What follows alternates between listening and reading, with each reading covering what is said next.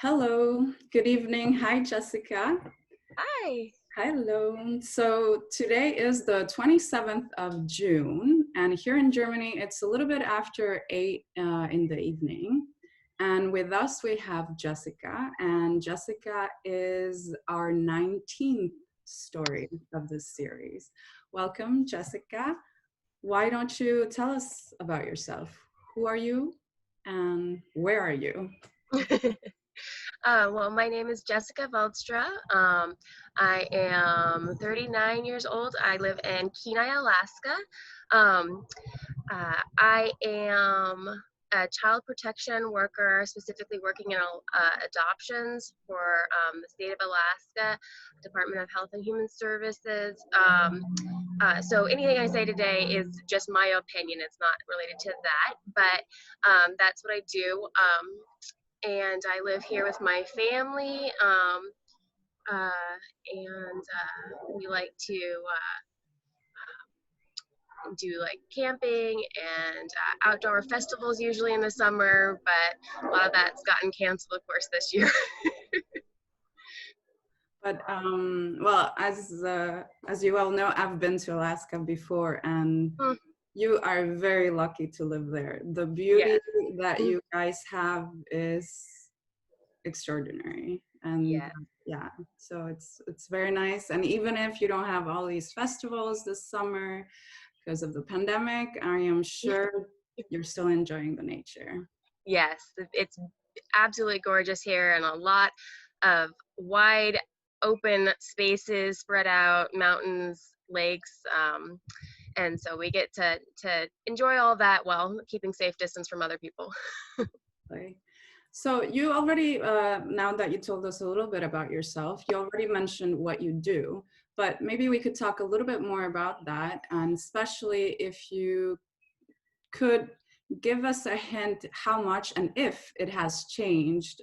So what were you doing before the pandemic began, and how that has that changed now? Did you have to reinvent yourself or not at all? I worked, of course, in an office with about 25 other workers. We child protection. So for my piece, it's mostly paperwork and assisting families in the adoption process, writing court documents, that kind of thing, appearing in court. Um, uh, Appearing in adoption hearings, and so uh, since COVID hit, the state of Alaska had a preparation period because we didn't have any active cases for quite a period of time when we knew it was coming, and so we got all of our paperwork in a row and like got all these uh, health mandates issued, and then eventually they sent us all home basically to telework. There was one or two people left in the office that can socially distance from each other because they're the only ones left. But I brought my work computer, my desktop home, and hooked it all up, and I was ready to go on March 31st is the first day that I started working from home. Though then all the court hearings were either canceled or they were only in telephonic. And then all the adoptions got canceled, unfortunately, or postponed for a while until they could figure out how to set that up. Uh, and then all my work began to be with either on Zoom, Skype, telephonic. Um, so that completely changed. I hadn't really used Zoom before. I hadn't really used Skype before. We had used it a little bit this year, just on one or two meetings. So I wasn't familiar with anything, and now we use it all the time. And it's a totally I mean, like most of my work is similar or the same, but the way I do it is just different. And I'm still at home now. Many of my coworkers have returned to work, but due to the fact that I cover so many areas, I cover like all the way to King Salmon and Dillingham, Cordova, Kodiak, all these huge areas. Most of my work is remote anyway, and so they felt like at this point I can remain at home for longer than the people that are doing face-to-face visits. For those people who are doing face-to-face visits, we shut down, the state shut down anything that wasn't basically an emergency. So the calls that were like more of a risk for child abuse, or like, you know, it was like kind of secondhand or something like that, those were not investigated. Usually that we do an assessment on those, you know, seek out services, but the risk was too high for spreading COVID. So they decided to only go to those homes or do those assessments with those really like high needs, like sexual assault or bruising, or just out of control behavior, current drug use that we knew that was happening, that kind of thing. So we really lessened those calls, and it, you know, it concerns me because we know that, you know, kids weren't getting seen by doctors, nurses, schools, all of that, and they were at home with possibly people who are abusing or neglecting them, and nobody would know. And so I'm concerned about what's going to come out after everything kind of opens up further, because we know that domestic abuse rates may be rising, child abuse rates may be rising, they become more severe because those eyes on, and the, you know, the meals and the teachers and all those things that kids get from school isn't happening right now. Yeah, that was one of the, obviously the pandemic has highlighted many problems that most countries have, but it also has ensured that, just like you said, some problems that society and the government and organizations have a system into dealing with, or in normal times, because of the pandemic, it has been very difficult. And I remember a few months ago, that was what you just said was one of the biggest concerns. So child abuse that you, for instance, as a teacher, wouldn't have the opportunity to take notice in class and wonder about, and then call social service and be able to help, or the woman that is in a domestic, in an abusive relationship, that when she goes and does, I don't know, the shopping or something, able to give a message, right? And because of all these different lockdowns and quarantines, it has been more difficult. And indeed, the numbers have risen in different parts of the world. I know in South America, even, it has happened with, obviously, towards women. And it's just one more thing that has to be taken care of and thought of now. But the reality of how bad it's going to be, just like you said, we will see once this pandemic is over or close to over. It's, but you just mentioned different changes now that the state has ensured that they take place and that you have experienced. What is your opinion? How has that been handled compared to other states, maybe, or just in general for it being the first? Correct me if I'm wrong, but I assume it has been a first, not necessarily pandemic-wise or health emergency-wise, but just a first that the state of Alaska has to do such changes in such a short amount of time. Yeah, absolutely.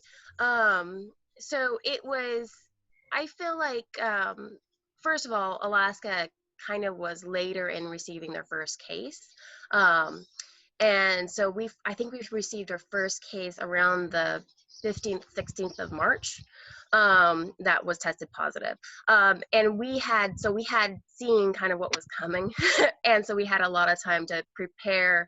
Like I said, the state told us, you know, get all of our paperwork ready, get ready to leave. And then once they implemented that, and then it was also in the middle of spring break. So then the schools just didn't restart. And so the kids stayed home. And then one of the first mandates that was actually a mandate rather than a recommendation from the governor was that all restaurants and bars were closed except for takeout. And so it was interesting for Alaska because Alaskans are seen as very independent, very they're not into government control. They're very like free spirited. I'm going to do what I'm going to do. Less communal focused, but how for that, and that's kind of more the urban culture.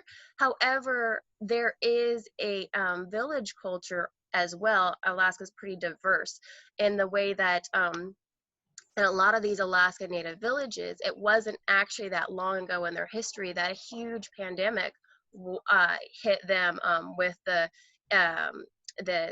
flu and tuberculosis, and they actually lost a huge percentage of their population. So, and these are just people's grandparents or great grandparents, and so there's some estimates it's like 50 to 60% of their population, and 90% of some villages. And so they're very sensitive because of that historical trauma to pandemics, and so it's kind of it's a diverse reaction, and so the governor listened well, I feel like, to Dr. Zink, who is our our medical chief, and they went together. They closed down everything. They closed down everything pretty quickly compared to the rest of the states,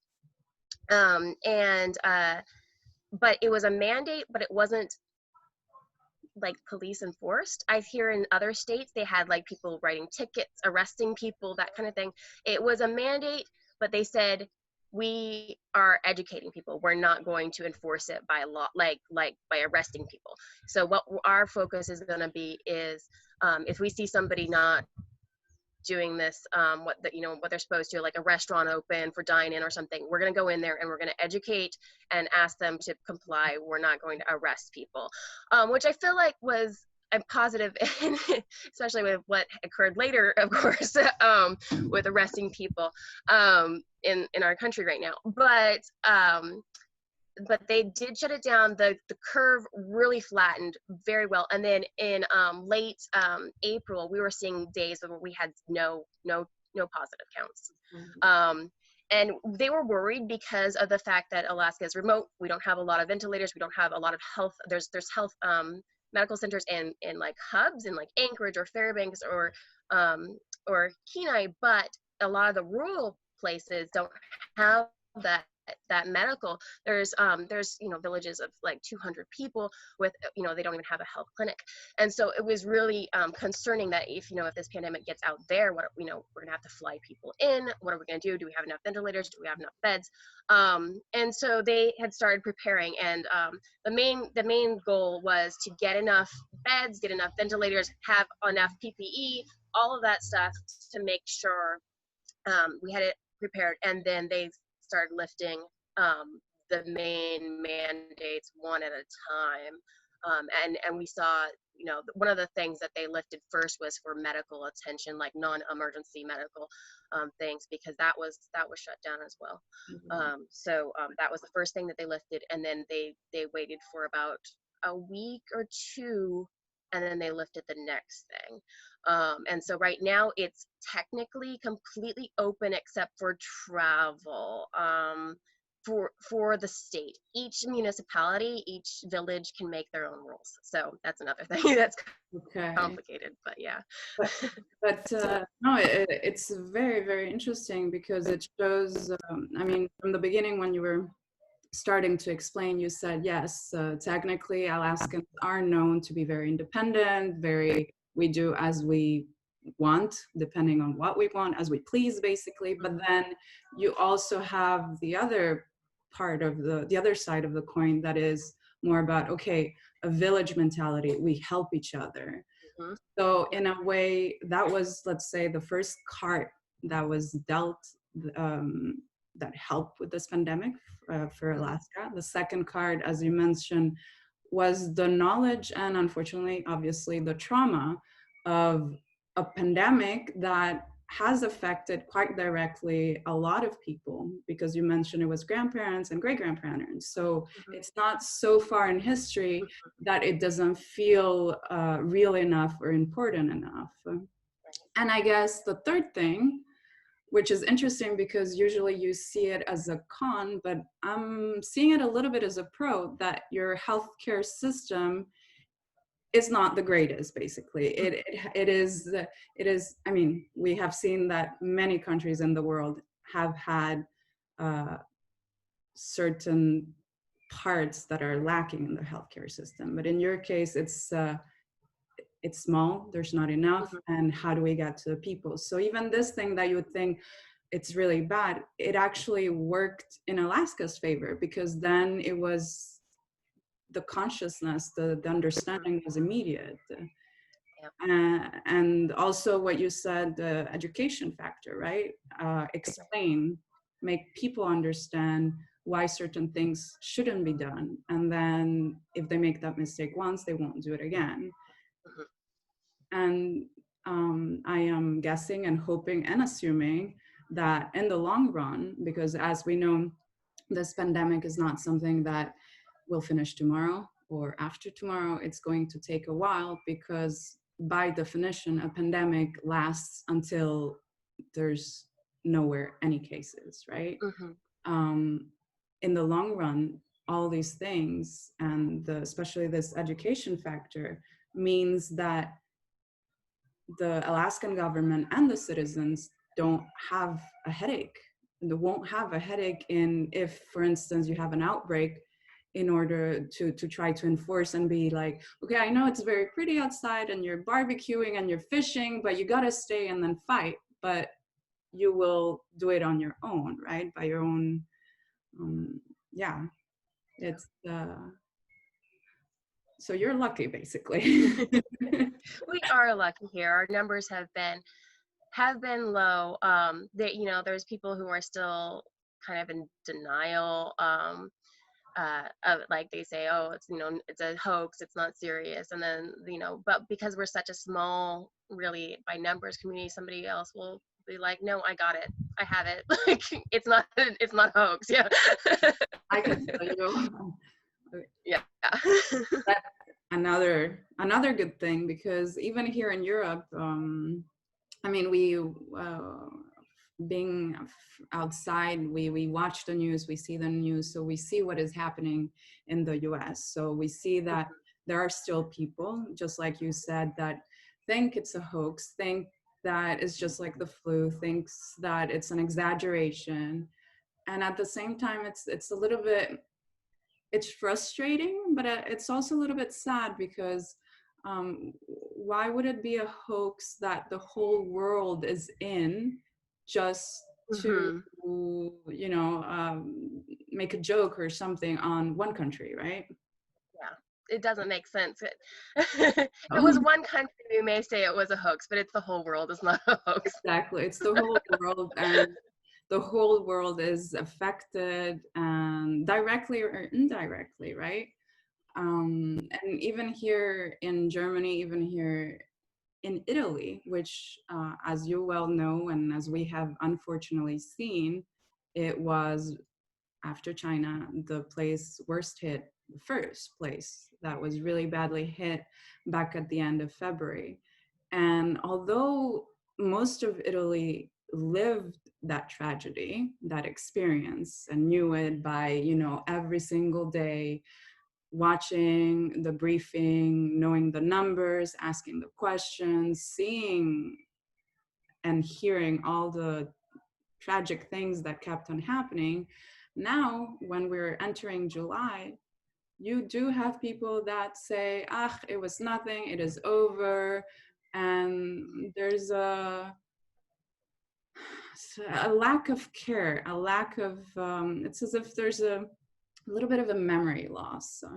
And Mhm. we see it, I even see it here in Germany. The sun is shining, summer starting, and people are being less careful, you know, the social distancing is less of a thing. Uh, there's more gatherings, and as you know, Germany has been one of the best countries, but there are outbreaks. We're having outbreaks, Mhm. right? But yeah, it's uh, it's just the start of our conversation, and it's already extremely interesting. So thank you again for taking the time. So to continue, so we don't stay too much on this, tell me what is so obviously you said you were able to, Alaska was able to flatten the curve quite fast, and you even had Mhm. just you had days where you had 0 cases and so on. So I'm assuming when I ask you what is it that people are talking about, so what is on the news, what's the topic that is concerning Alaska right now, always regarding the pandemic, I'm assuming Alaska's concern is more on what is happening in the rest of the country, or is something specifically happening in Alaska that is in your thoughts and in your conversations right now? Well, right now, the curve did flatten, but then now we are seeing like the second wave because we are opening up. They say that we have enough beds and PPE and everything for right now, and so they are saying it's okay. They're recommending face masks and all of that, but I think also in all of our minds is also the Black Lives Matter movement, which has also come up in our nation in the last month, and so that is complicates things because of people are getting out and protesting. A lot of them are wearing masks. They're trying. It's a lot of it's outside as well, which helps. But you've got a large gathering of people, and the hard part is you're weighing risks, and there's risk. It's not a zero sum game. It's not like if you leave your house you're going to get COVID. If you stay in your house you're not going to get COVID. That's your two options. So you have to weigh your risk of, okay, what's my risk? Can I engage in less risky behaviors, wear a mask, try to stay within my social group and protest, or do I stay at home because I feel like my risk is too high? There's a lot of people who consider their risk, people of color who consider their risk of being assaulted by the police in certain areas higher than their risk of dying of COVID. So they are balancing those risk factors, and so it's a hard thing to have in the middle of a pandemic, as but it's also I feel like really vital to and address these concerns. It's been happening for hundreds of years, and we've got to address it, and the work isn't finished, and it's a scary time for everyone. And I think that those concerns came up probably a little bit more because of the fact that we're all inside, we're all watching the news, we all are feeling stressed and concerned, and so those anxieties come up more. But for everyone, and I think that's why people are more involved and invested now. But you know even though it's not a great time, it is the time that we need change too. So those things are all complicated. And so these are the things that uh, these are the topics in the conversations in your circle of friends, in your Hmm. family, in the news in Alaska and so on. Yes. Correct? Okay. Yes. Hmm. Um, what about specifically concerning the pandemic? So you already mentioned, okay, the second wave is coming, but from what has been set up to now, there's enough protective gear. There's the Alaska is in an okay status to face Hmm. the second wave, correct? Right. That's what Dr. Zink is, the experts are saying right now, is that we have enough. We're still asked to um, keep our bubble small. Mm-hmm. track who we've been in contact with, try to keep it enough that we're only in contact with enough people that we could easily say who we've been in contact with for the last 14 days, so that if somebody does get it, we could easily track that. Wear masks when social distancing isn't real possible, like in grocery stores or, that kind of thing. We've been asked to wear a mask if we're in the office, in communal areas, and then stay, 6 feet apart from people as much as possible. No large gatherings, especially indoors. All of those things we've been asked to do, but there's no mandates for them. If somebody decides not to do that, that's up to them. And each community is a little bit different, though, too. Each city is different in Alaska. There are places, villages that are still not allowing travel in or out, except for emergency, which makes sense for them. I mean, there's small communities without a lot of healthcare, and so it makes sense for them just to kind of shut that down right now. And then there's communities that are more conservative in their risk taking. There's masks are just everywhere. Everybody wears masks. If you go into a business, it's kind of required. In our community, I would say some days I see about 50% people wearing masks in the grocery store. Some day it's 70%. Some day it's 20%. Okay. It's Really really, depends. yeah, it really depends. I think and so what we're seeing right now at this time, because our rates are going up, we recently had a day where I think there was 30 or 40 new cases, which is high for us. I mean, it sounds low for everybody else, but it's high for us. People are shutting things down again. So just to, Businesses are shutting down again. just to interrupt you 1 second, just to give context, because yes, you Mhm. just said 30 cases in one day is a lot. And that is because currently your total amount of cases, confirmed cases, is around 800. Yes. Hmm. So It's having, probably about 900 now because of the daily rates have been going up. But yeah, it's 800 or 900 total cases. The state of Alaska has about 700,000 people, so we're very low population compared to landmass. We've got a lot of room to social distance. But yeah, so our cases are really low. But so for us, the 30 or 40 cases in a day was very high, especially when we were seeing zero earlier. And so people are I have a couple businesses that I know locally that have decided to not allow dine-in anymore. They're going back to just delivery or a drive-through. Some people were doing like a band, local band here had done a performance where they were trying to social distance and there's very few people allowed and all of that. And they, a couple of the bandmates there contracted COVID, tested positive, and so they're not doing it anymore. Like it's starting to shut down a little bit more. People get to make their own decisions. Businesses get to make what they want. Anchorage has mandated masks in most businesses out, and Kenai hasn't made any mandates like that.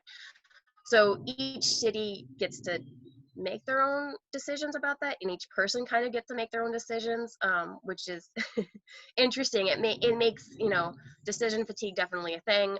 Like it's hard to decide day to day what your risks you're gonna take. yes, but like we said at the beginning of of our conversation, thankfully, and I really hope it stays that way. Thankfully, this each makes to each their own decision has worked, is working. Oh, I think you froze. Little Zoom problem here. So, okay, we're back. So hello again, Jessica. Bye. Just a little bit of context. We had a little Zoom technical Wi-Fi issue, and that's why Jessica is no longer outside, but inside. And yeah, I will have to edit both recordings together for the video. But I guess it's a sign that we should move on to the next question. Let's do that. Jessica, you, anyways, throughout the whole conversation, you have given us bits and pieces of how Alaska has handled the pandemic and what it has done to stop the spread. Is there anything else that you'd like to mention about what measures Alaska took, or even the US, that affected or did not affect Alaska? Anything else before we continue? Well, I mean, I think the main thing that really affected Alaska specifically, because we're not connected to the rest of the United States, by was the travel, shutting down travel. For the most part, we did allow travel, but you had to quarantine for 2 weeks. So most people's vacations aren't even that long. So most people could no longer travel to Alaska. And now we're doing testing, so you can travel, but you have to get tested before and after you fly. So yeah. You can travel outside or Inside. People can come up, yeah. And so but they have to be tested. They have to be tested when they get to Alaska. Yeah, I think that they have to be tested 72 hours before they leave, and then again after they get here. Yeah, so yes, yeah. That makes sense, because as we know, you can get tested now and you get the results in a few hours or a few days. They're negative, but by that time you got infected and you're actually not negative, right? Yeah. So okay, that's good. We here in Europe, the borders have been opened for a few days, and now traveling is slowly picking up in the European Union from one country to another. And it has been very difficult, because obviously you need to balance, okay, there's the economy part, so it's summer tourism. The economy has obviously been hit very hard because of the pandemic, just like the rest of the world. So what do you do? Do you do what you were saying, right? People that go on holidays, some holidays are not even 14 days. So a lot of countries are not requiring quarantine. And you have people that are saying, okay, but what can we do? We need to eat, we need money. And then you have other people saying, yeah, but it's just going to make it worse. Not, having people from a worse hit country come into your country, or vice versa. So it's an issue that all countries are having. Alaska has found a way to go around it by testing twice, and we'll just have to see how it goes, right? And there's no foolproof measure, unfortunately, not yet. But okay, now focusing more on you, obviously based on your experience and everything, but can you tell me when it was that you, Jessica, realized that the situation, the pandemic, was a little bit worse than what was been said, or even what you thought? When was it that you said, okay, this is more serious, there's something really wrong? Was it a moment, or was it gradual? What was it? I mean, like, it was gradually building for sure. We had a vacation scheduled in April, basically, and we did cancel that. That was a hard decision, but everything was getting canceled at that point, so we just canceled that. So that was a big piece. But then I think the moment that I recall that was the biggest moment for me was I was at work still. It was the week before I went home, basically. We were still at work. There was a couple of confirmed cases in the state. And then we had a training on how to put on PPE, which, like, I didn't even know what PPE was before this whole thing. I mean, we never even had, that wasn't a normal thing to talk about. And so we had this Zoom training about how to put it on. And then we were told, so I was like, okay, this is a state, we have resources, we have, and they're like, okay, this is what you want to use. You want to use this N95 mask and a face shield. And they're like, here's this N95 mask and here's a face shield. And this is what you want to use. And this is how you take it off and put it on. Except for we don't have any of those for you. So the next best thing is this. And then like, but we don't have any of those either. So what you're going to do is you're going to use a, you know, hand sewn face mask. And that was the first time I had ever like, I was like, what? They're like, we're gonna get volunteers to sew you a face mask. And then they're like, but the problem is we can't find elastic in the stores. So we're going to work around that somehow. And so what we're gonna do is like, if you have like some old pants that you can take the elastic out of, like send us that. And I'm like, are you serious? I was at that moment, I was like, this is like World War II style, like grab your scrap metal and put it in, and, you know, send it in. And I was like, this is the state we're like asking for my old pants. What are we like? That was like, I like got up from that training and I like lost it. I was like, this is way more serious than I thought it was. And the fact that, you know, we are now like learning how to put a PPE on, but we don't have it. And they're asking us to hand sew and hand make these things for ourselves. I was like, this is nuts. I never expected to be in a state job where they're asking for hand sewn items donated. And it was that was when I was like, this is so serious.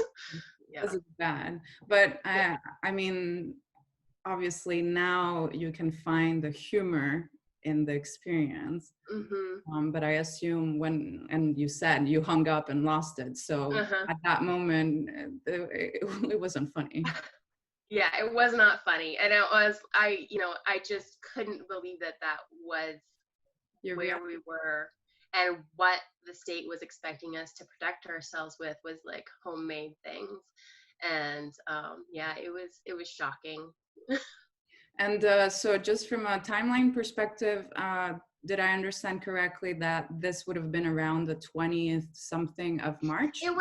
It was, I think, yeah, it was like around the week of the 20th. Yeah, that training was. And yeah, so it was right after our first couple. And then, you know, the trainer was saying, you know, when you get out from the street, once you go to work, and you come home, you need to discard all your clothes immediately, change your shoes from inside to outside shoes, like wash everything immediately. And I'm like, oh my goodness, this is gonna be something else. But yeah, it was, because at that point everything changes from time to time, and our knowledge of this has changed so much because early March, we didn't know exactly how it was spread, all of those things. We knew it was, you know, respiratory droplets, but we didn't know how much it stayed on surface, how much you could catch it from surfaces. So yeah, it was intense. And that was the moment I realized, you know, how life changing. This isn't going to be 2 weeks and this is done. This is going to be a life-changing incident that changes the way we do everything. Exactly. And like you said, everything, the knowledge that we have, that we continuously get to learn about the virus keeps on changing. After all, yes, 6 months looks like a long time, but it's not, for a completely new virus, and for a virus that affects so many different people in so many different ways is quite unheard of. And it makes it even more difficult. And I guess that is one of the reasons why there's some people that are still skeptical, right? Because what was said a month ago, 2 months ago, 3 months ago is not necessarily the way it is now. And that's Right. not because people have just, you know, decided so. We're learning. There's more and more studies, there's more and more understanding, and there's more side effects that are being understood, right? But Yeah, and I think I think that one of the, I don't know if it was a mistake. I understand why they did it, but at the beginning they said face masks were not effective. Don't buy face masks. And I know that they probably did that because they wanted to make sure that medical staff first had face masks. But I think that was a misstep in a lot of ways, because now people are saying, well, they said face masks weren't effective, and now they're saying wear a face mask. Well, they changed. They're just lying to us, and it caused distrust. I think if they said face masks were effective, then everybody would still continue to be like rating them and stuff like that. And so I know why they did it, but it and I don't know how they could have done it differently, but it was probably one of the biggest missteps, I feel like, is saying that they weren't effective and then saying that they were, instead of asking people not to hoard them and buy them, which, you know, wouldn't have probably been super effective either. But I agree with you. It's also one of my views in this whole pandemic. I actually tried to buy. I remember exactly because it was around the 18th of January when I told my husband, you know what, I am just gonna buy these masks. And he was like, but you're exaggerating. And I'm like, you know what, if maybe I'm exaggerating, but I just have them, you know. And I couldn't find any. They were sold out in all these websites that I looked. They were sold out in the States. So I couldn't find them in Europe. I was trying to buy them from the United States. And around the 18th of January, they were sold out. And the order, it was unknown when it would come and so on. And yes, it has caused a lot of confusion, the communication and everything, but that hasn't been a problem of only the United States. It has been a worldwide problem for most of the world, actually, especially the Western world, that unfortunately most governments weren't prepared, weren't ready. So they didn't have sufficient masks for the healthcare workers. And just like you said, they had their reasons, but instead of coming through and being transparent with the citizens, they did it this way. But again, just like you mentioned, who knows if by saying, yes, it's important, yes, it helps, but don't buy it, don't use it, because you know the doctors need it more than you do. Yes, some people would have listened, but I think a lot of people would have thought of themselves first, right? Yeah. So, but okay, so now that we have spoken just about your experience, what has happened in Alaska and in the US, and when you actually realized that this was quite serious, and you see and know what is going on right now, tell me, what are your hopes? So what is it that you're most concerned about? What is it that you think that is going to happen in the next few days, in the next few weeks, that you want to happen, you don't want to happen? And maybe if you could speak not only about Alaska, but also the United States. I'm concerned that the rates will skyrocket at this point. They're increasing daily, and people will put themselves and their comfort ahead of the needs of the community as a whole. I hope that people continue to do the least risky behaviors that they can do, um, and I worry about what's happening to people's mental health, what's happening to children's safety, all those things. And so trying to balance all those risks together. But I worry about the rates continuing to rise here. I worry about, you know, people with complicated health issues, and I, you know, my hope is that they'll find that, you know, that I know that they're hard at work on a vaccine, and hard at work trying to figure out treatments. So I'm hoping that those can come sooner rather than later, and that we can stop this before the winter hits, because I know that winter time might be a real issue when it comes to this skyrocketing again. So my hope is that we can find vaccines and get those set up in place earlier than later. I worry that people will put their personal freedom above the good of the community. That's like my biggest worry. Yes, and in the end, we have seen the pandemic. It's really about it loves people that are selfish, right? It loves Mhm. people that are thinking of only themselves. It's the moment you start thinking about everybody else and then yourself, that is when the pandemic is losing. That's Mhm. what they have seen. A good example of that is New Zealand Right. Yeah. Absolutely. Yes. community. They did a great job. They have done a great job, and but it shows also that it doesn't matter how great of a job you have done in the past, it needs to be a continuous thing. It Yep. needs to just keep on going, because they had for so many days 0 cases consecutively, Mhm. and then they had a couple of imported cases, so people flying into New Zealand. And it's a fear, right? Because you just need one exception, one case to create an outbreak. So it needs to be continuous.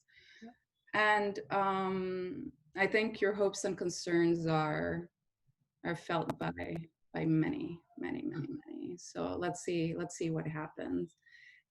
Talking about the future, if our last question, if you could give a message to a Jessica in 14 days. So your future self, the Jessica that will be here in 14 days, what would you tell her?